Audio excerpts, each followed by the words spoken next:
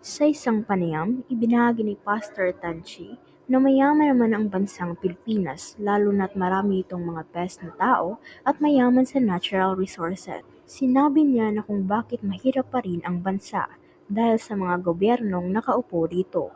Nation. I think this country is so rich. We have the best people, natural resources. What's our problem?